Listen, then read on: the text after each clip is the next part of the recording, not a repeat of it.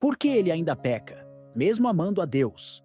Essa é a verdade que muitos evitam, mas que liberta sua alma. Ele ama a Deus.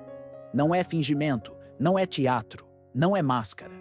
Ele ora, ele chora, seu coração arde por Jesus. Ele sabe que Jesus é real, sabe que é tudo o que tem. E ainda assim ele cai, ele peca, faz aquilo que jurou não fazer mais. Ele repete atitudes que ele mesmo odeia. Entra no mesmo ciclo e, ao se olhar no espelho, pergunta: será que eu realmente amo a Deus? Será que o amor dele é falso? Será que sua fé é só uma mentira bem contada? Esse é o peso que ele carrega no silêncio. Esse é o nó que aperta de garganta quando ele dobra o joelho para orar. Esse é o pensamento que sussurra: talvez Deus já esteja cansado dele. Ele tenta explicar para si mesmo: mas eu tento. Eu realmente tento. Ele promete, faz votos, escreve num caderno, chora no culto. Mas depois de alguns dias, o coração esquece. Quando percebe, já tropeçou de novo. A alma sangra e ele se pergunta: por quê? Se ele ama a Deus, por que ainda peca? Essa é uma pergunta que não se cala. Ela fica martelando na mente de todo aquele que leva a fé a sério. Não se trata de descuido, não é indiferença.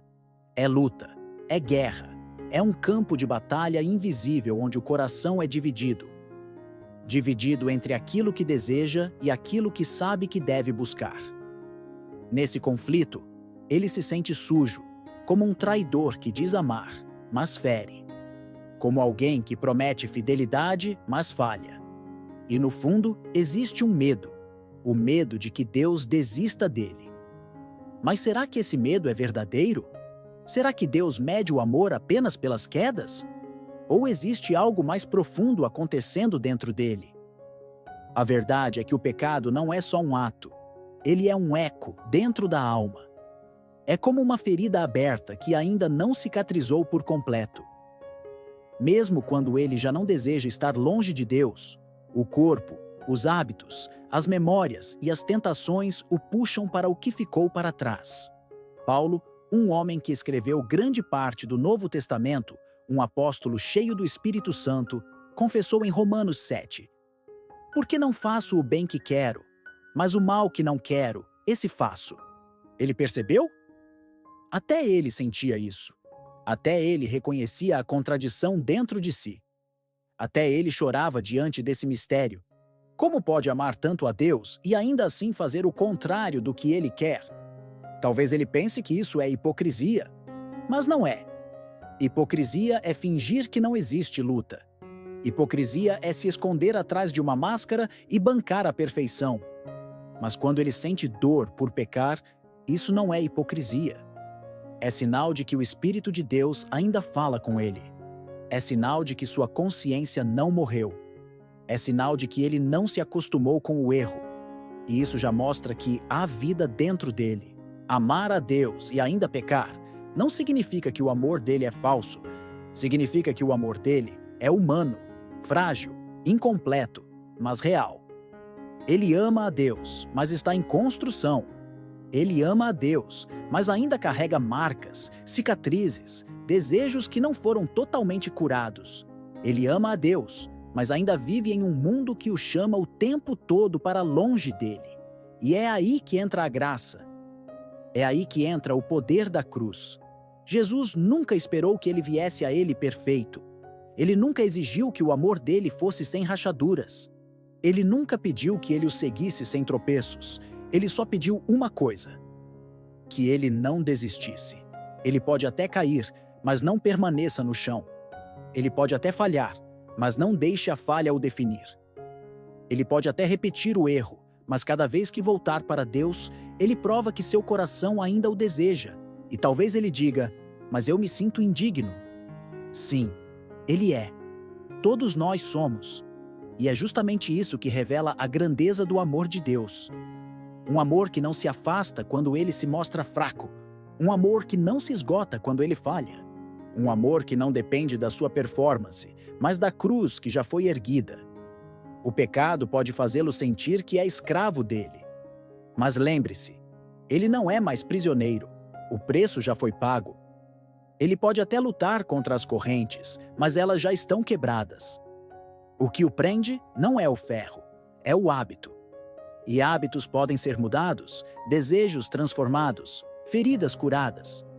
Não é de um dia para o outro, não é automático, mas a cada passo em direção a Deus, algo dentro dele vai mudando. E a cada vez que ele volta, mesmo depois de cair, ele prova que existe uma chama que o pecado não consegue apagar. Existe um inimigo que tenta sussurrar no ouvido dele: você não ama a Deus de verdade. Se amasse, não faria isso. Mas ele mente. Ele quer que ele confunda fraqueza com falta de amor. Ele quer que ele acredite que suas quedas anulam a graça. Mas isso não é verdade, porque a Bíblia diz: se somos infiéis, ele permanece fiel, pois não pode negar-se a si mesmo. O pecado dele não anula o amor de Deus. O pecado dele não tem poder de arrancar ele das mãos de Deus. O pecado dele não é maior que a cruz. Então, por que ele continua pecando? Porque a santidade é um processo.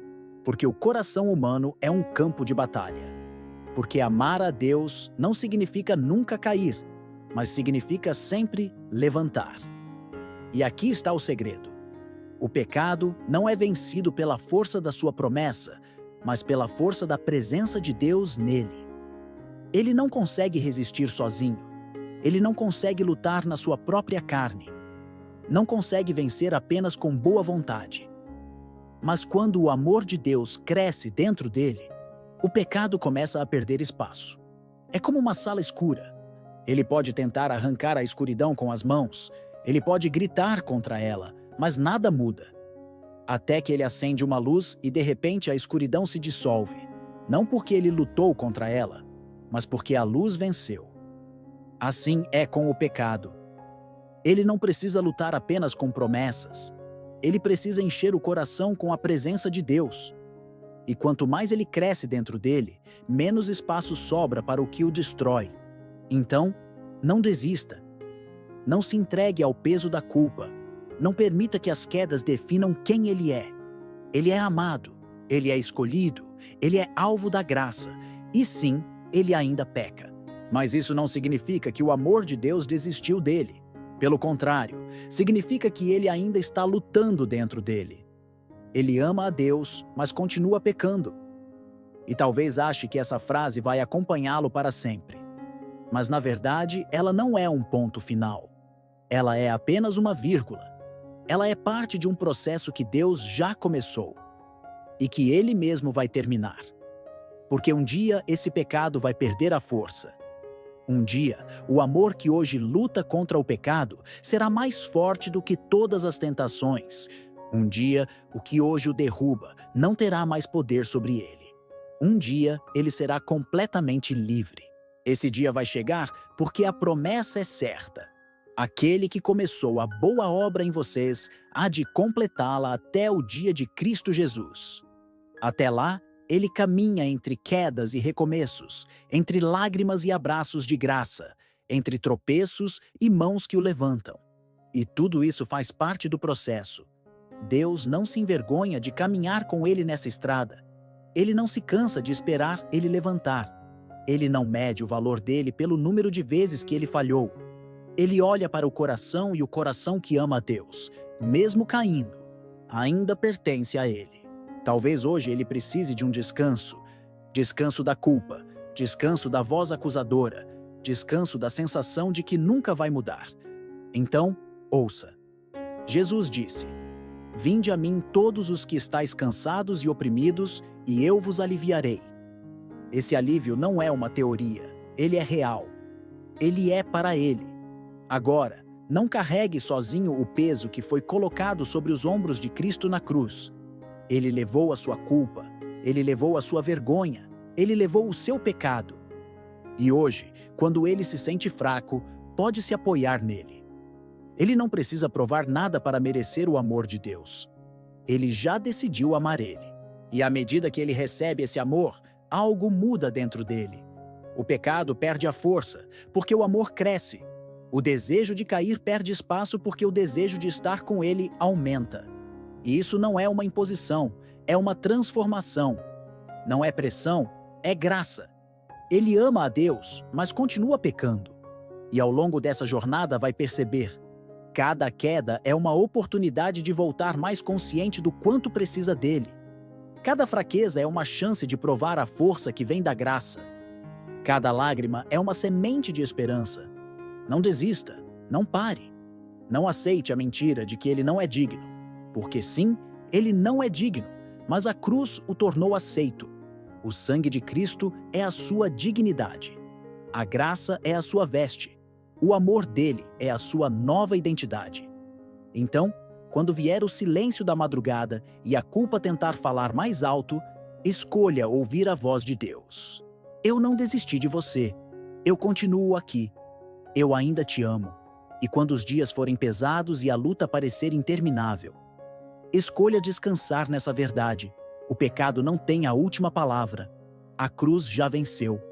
Jesus já declarou liberdade sobre a vida dele.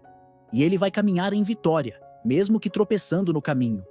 Não olhe apenas para o que ainda falta mudar. Olhe para o que já mudou. Olhe para as vezes em que Deus já o sustentou. Olhe para as batalhas que ele já venceu. E lembre-se, se ele foi fiel até aqui, ele será até o fim. Ele ama a Deus, e esse amor, ainda pequeno, ainda imperfeito, ainda frágil, é suficiente para ele continuar o processo. O que ele espera dele não é perfeição, mas entrega. Não é impecabilidade, mas perseverança. Não é uma caminhada sem quedas, mas um coração que sempre volta.